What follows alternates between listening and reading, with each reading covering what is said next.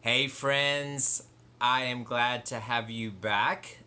Today's story is about the Last Supper and Passover, and so I have something a little bit different today.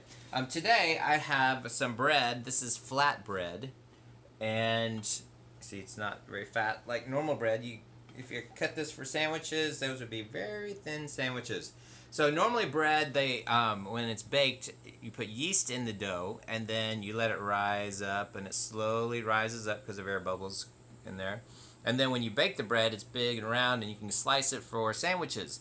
But at the original Passover, when God sent the angel to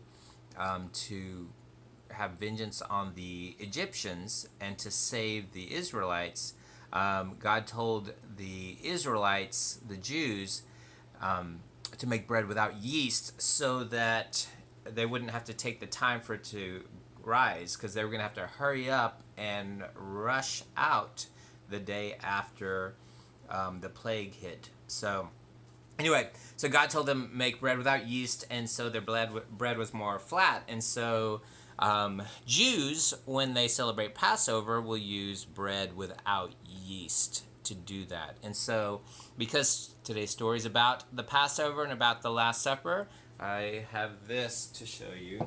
And also in the story, they have wine. Now, this is not wine, this is grape juice. But I have some grape juice to remind us of the wine in the story. So let's go ahead and see the story. Okay, this is page 286 in the Jesus Storybook Bible. Page 286, The Servant King. This is about the Last Supper from Mark 14 and John 13 and 14.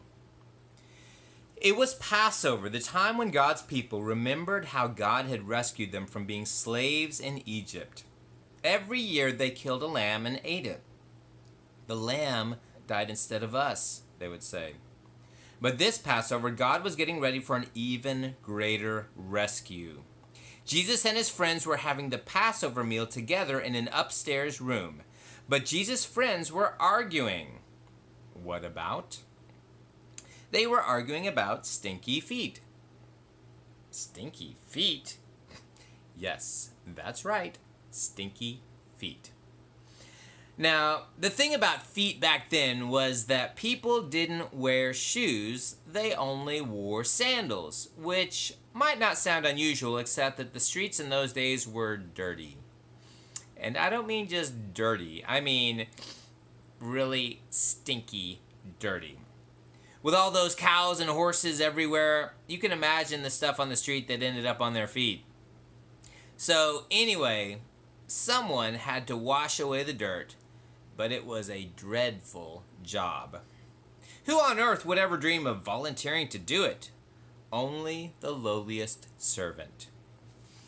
So here's the picture of walking in the street in all the stuff, and the guy here is like, ew, that stinks.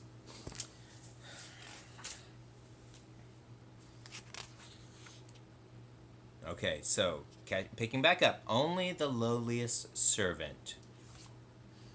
I'm not the servant, Peter said. Nor am I, said Matthew. Quietly, Jesus got up from the table, took off his robe, picked up a basin of water, knelt down, and started to wash his friend's feet. You can't, Peter said. He didn't understand about Jesus being the servant king. If you don't let me wash away the dirt, Peter, Jesus said, you can't be close to me. Jesus knew that what people needed most was to be clean on the inside. All the dirt on their feet was nothing compared to the sin inside their hearts.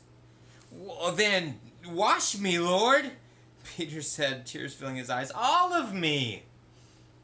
One by one, Jesus washed everyone's feet. I'm doing this because I love you, Jesus explained. Do this for one another.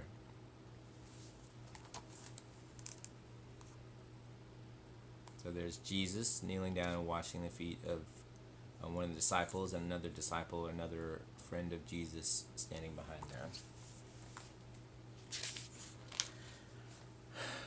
Now, one of Jesus' friends had made a bad plan. No one else knew what the bad plan was, but Jesus knew. And so did Judas. Judas was going to help the leaders capture Jesus for 30 pieces of silver. "Go on, Judas," Jesus said. And Judas got up from the meal, left the room, and walked out into the night.